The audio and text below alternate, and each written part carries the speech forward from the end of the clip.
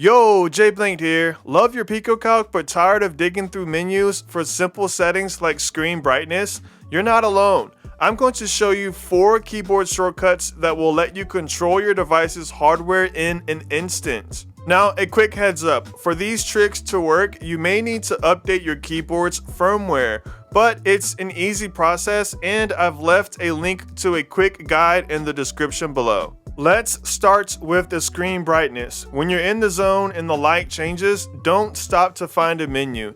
Instead, just hold the Alt key and the comma key to decrease screen brightness, or the period key to increase it. Instant adjustment. The same goes for the backlit keyboard. Instead of hunting for the setting, press Alt and spacebar to cycle through the keyboard brightness levels. And what about battery life? Don't guess. Press Alt and the B key, and the status LED will flash to give you a rough idea. 3 flashes for a high battery, 2 for medium, and 1 flash means you probably should find a charger. And that's it. 4 simple shortcuts to control your PicoCalc's hardware without ever stopping your work. You can now instantly adjust screen and keyboard brightness and check your battery life with a key press. Put these tricks into practice and take control of your device.